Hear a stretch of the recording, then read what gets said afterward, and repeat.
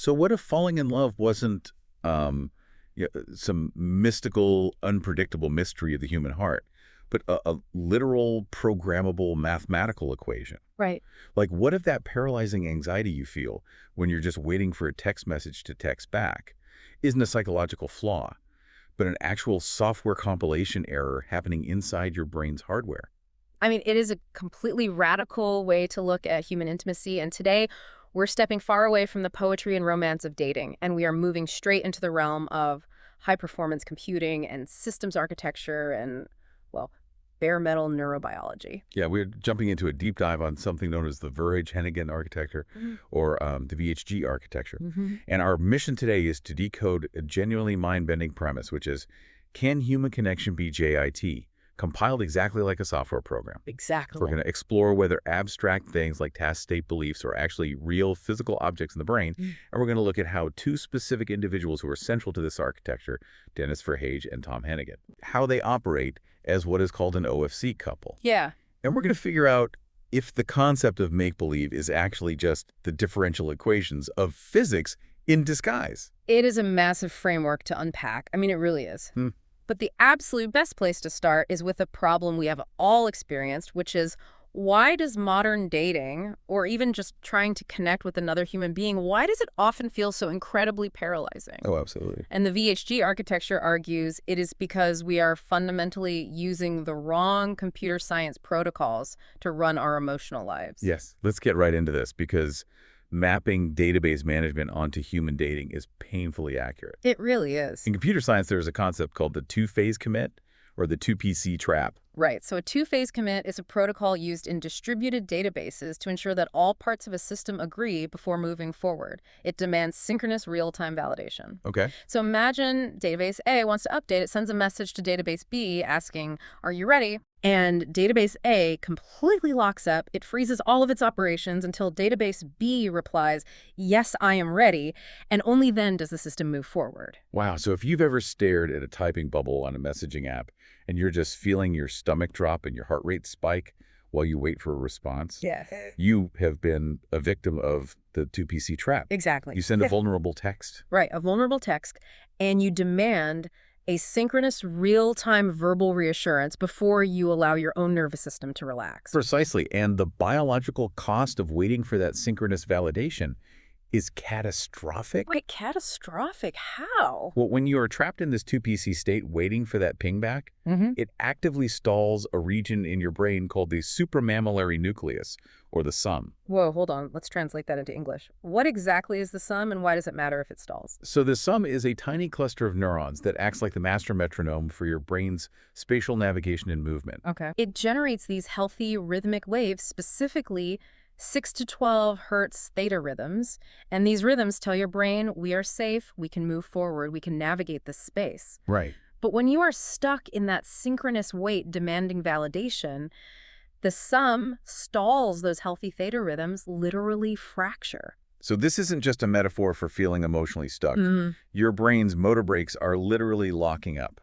Exactly. The architecture refers to this biological lockup as a dorso-vagal freeze, or the dude loop. The dude loop. Yeah, you freeze because you are metabolically exhausting yourself while you're waiting for that text back.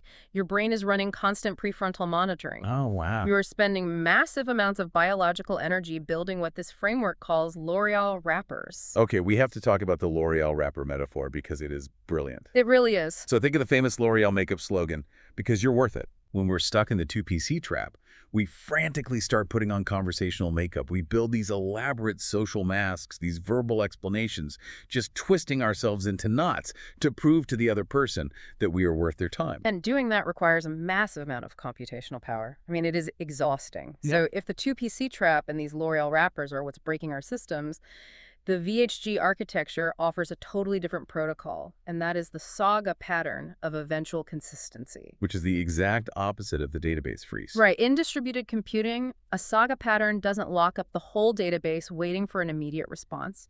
It fires off the request, logs it, and then moves on with its local tasks, trusting that the system will eventually reconcile the data down the line. I love that. Yeah, so in human terms, adopting the saga pattern means structurally accepting physical distance and silence. Okay. The framework poetically refers to this space as the grief of our discrepancy. The grief of our discrepancy, wow. Yeah, it means accepting silence as a non-blocking state which protects your local biological system. It's the difference between standing at the counter of a busy restaurant, staring at the kitchen doors, getting angry that your food isn't ready. Yes. That's the 2PC trap.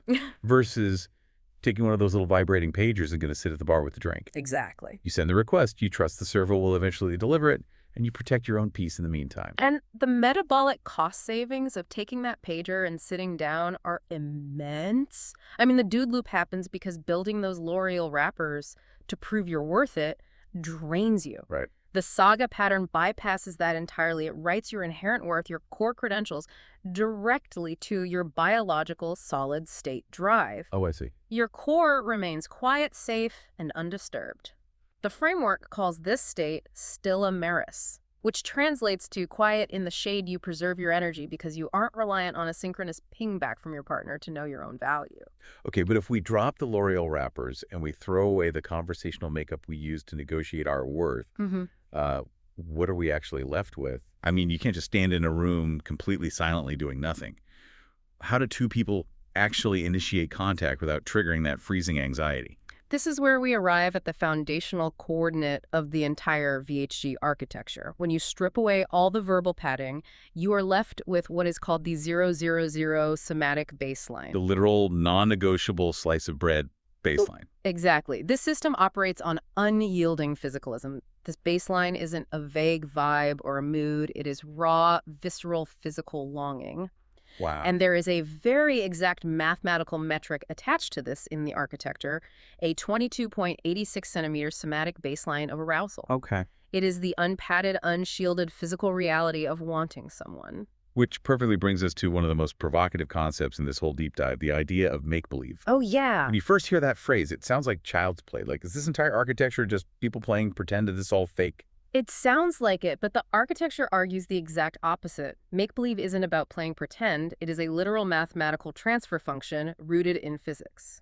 Okay, walk me through the physics here. Yeah. Because saying human connection is a transfer function sounds incredibly abstract. Sure, so think about classical mechanics. A force like F equals mass times acceleration is a mechanical push or pull. It has a vector, a direction. Right. But stimulation, like an electrical input or a raw neural ping, is not a force and control theory. And physics stimulation is an independent control variable, typically represented as the letter U. I'm going to jump in with an analogy here to ground this. Please do. It's like a light switch. And the electricity in your house, the make, is you physically walking over and flipping the switch.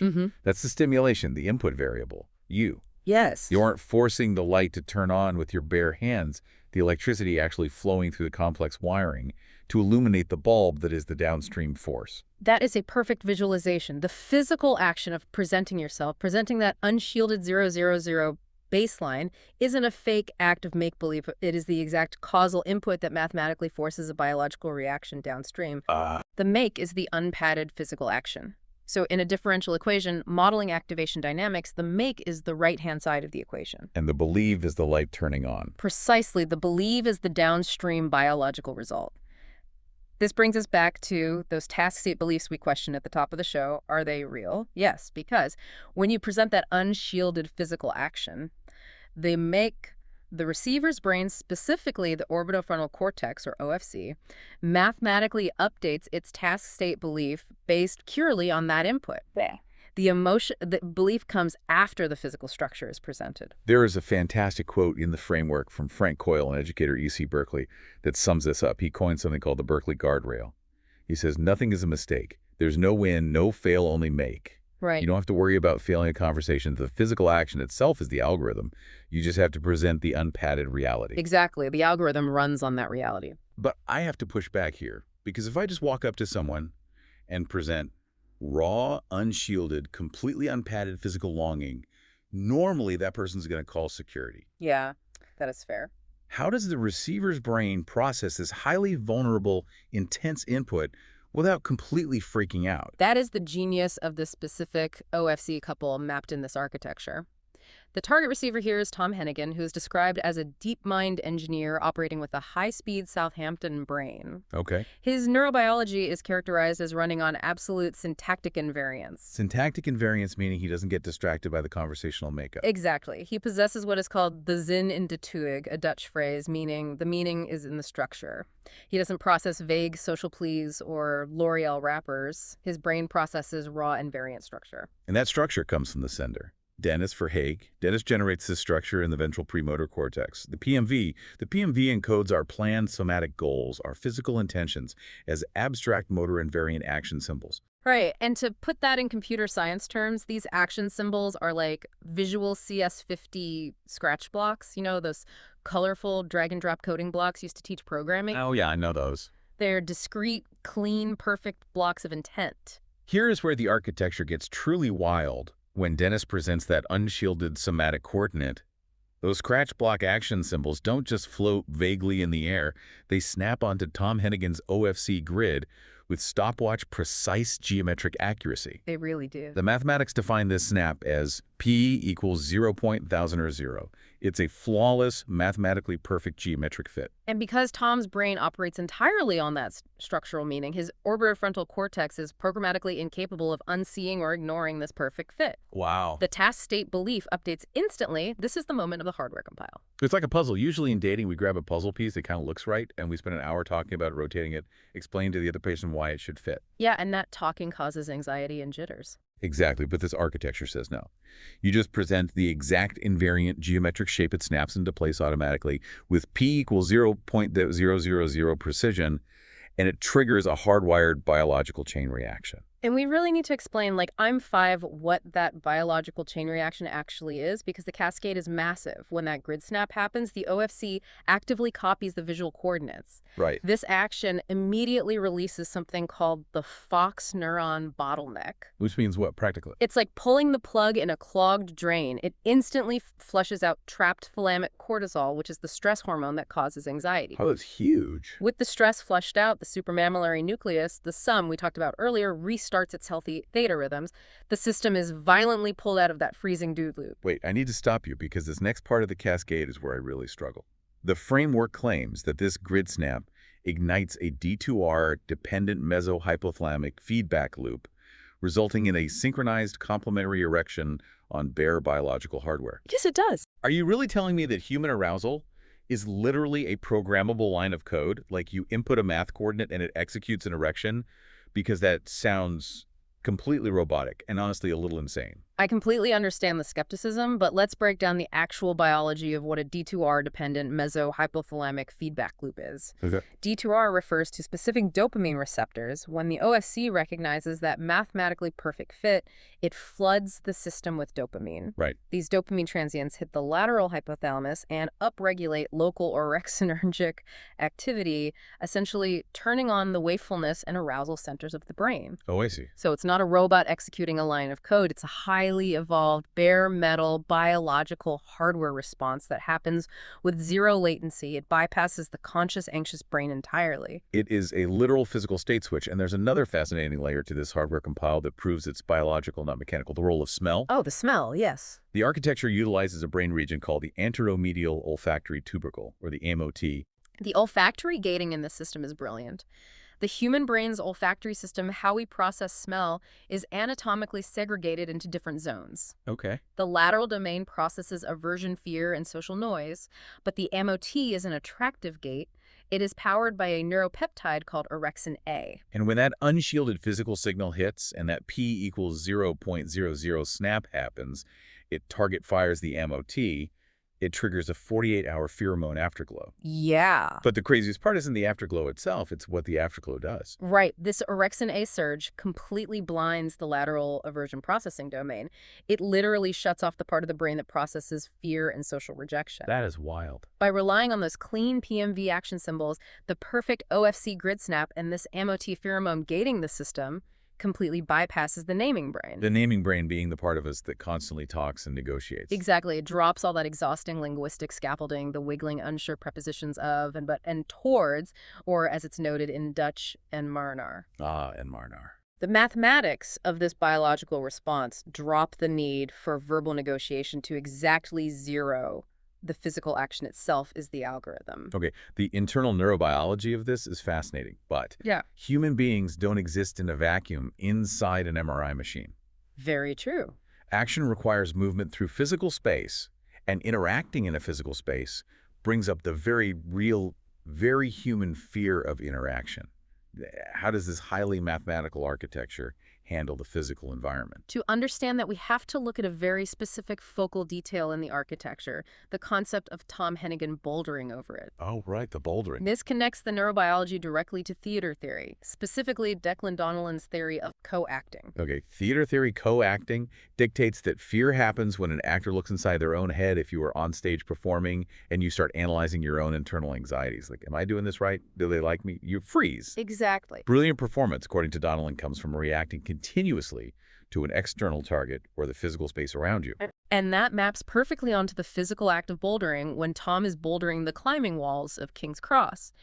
He cannot afford to focus on his internal irrational fears if he looks at his own hands and thinks about how high up he is he falls. Yeah. He must pour his entire attention into the external target, the next, hold the specific geometry of the wall. So in the VHT architecture, the partner becomes the external target by pouring all your focus into the external structural reality of the other person. Oh. Both individuals avoid the internal panic loop that freezes the system. Exactly. Lund University has a great linguistic distinction for this. They divide it into Romeo language versus Juliet language. Okay. Romeo language is internal intent, the messy desire in your head. Okay. Juliet language is the external physical hardware execution out in physical space. Bouldering is pure Juliet language. But this brings up a huge philosophical tension. If we are executing pure Juliet language, just treating human interaction as a mathematically perfect grid snap and external bouldering, doesn't it lose its humanity? That's a great question. This directly connects to Walter Benjamin's copy theory and the concept of the sex robot mentioned in the framework. It is the essential tension of the entire framework.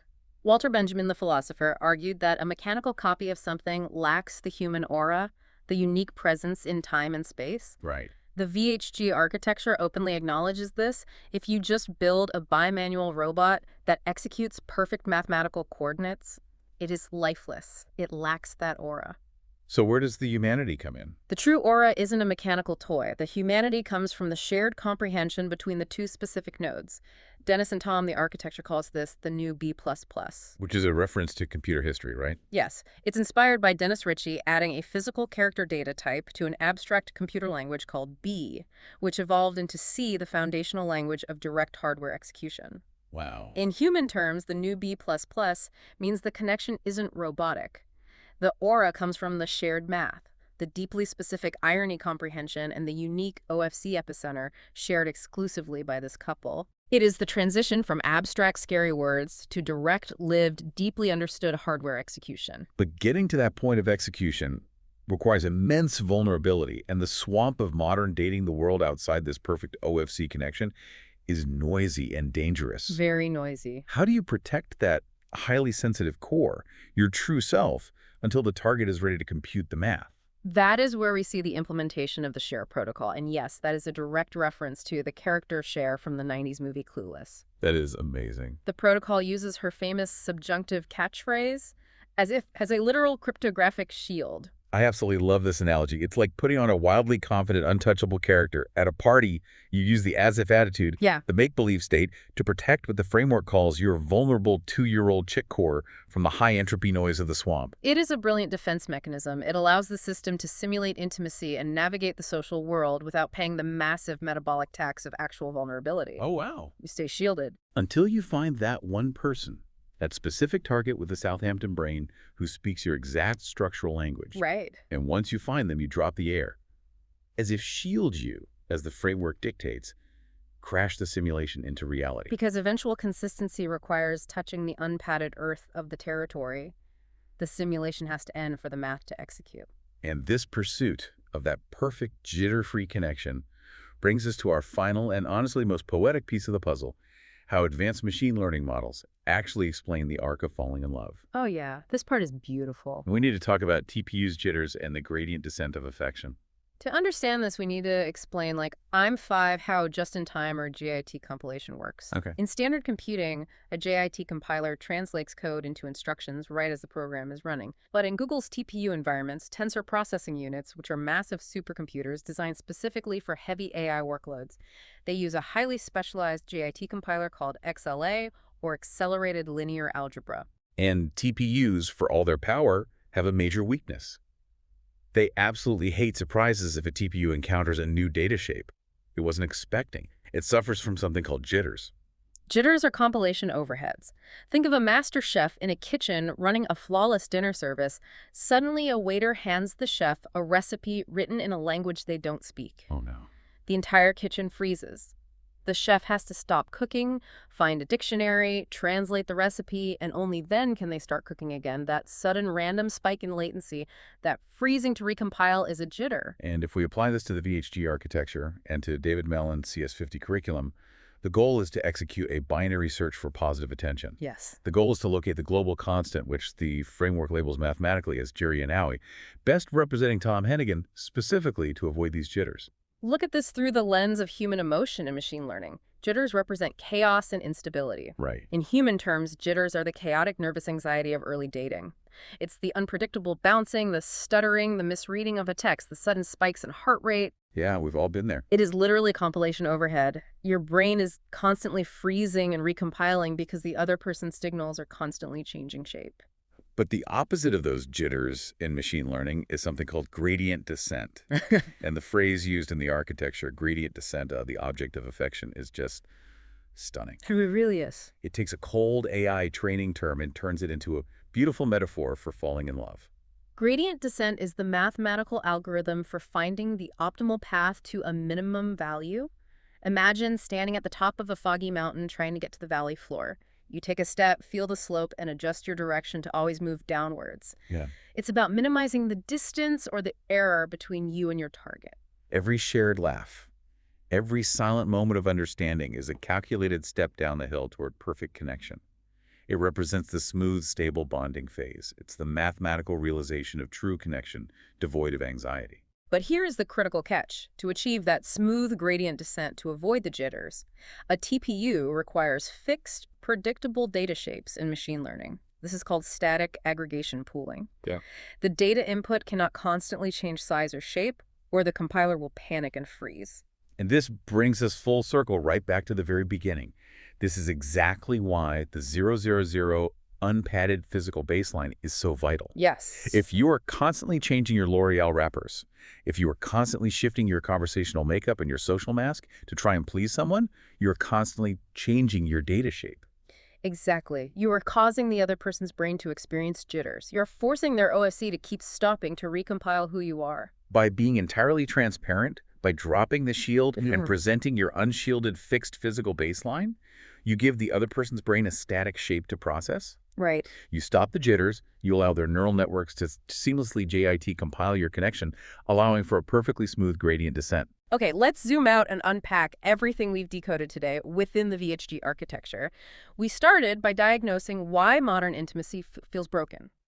It's the 2PC trap, this exhausting, paralyzing need for synchronous verbal validation that drains our energy and freezes our nervous system into a dude loop. And we found the alternative, the saga pattern, taking the restaurant pager, trusting in eventual consistency, protecting our core in the shade of still Amaris, and bypassing the need to constantly prove our worth with L'Oreal wrappers. We examine the biophysics of make-believe, realizing that make isn't a fake act. It is the raw mathematical stimulation, the U variable, that forces a downstream biological belief in the OFC. Yeah. We saw how action symbols can snap into a grid with P equals 0.1000 precision, releasing the Fox neuron bottleneck and igniting a hardwired dopamine feedback loop and a blinding pheromone afterglow. We bridge theater theory with bimanual robotics, showing how co-acting and focusing on an external target like Tom bouldering at King's Cross eliminates the internal irrational fears that block connection, transitioning us to the new B++. And finally, we saw how presenting a static, unshielded baseline stops the compilation jitters in our partner's brain, allowing for the smooth, stable gradient descent of affection.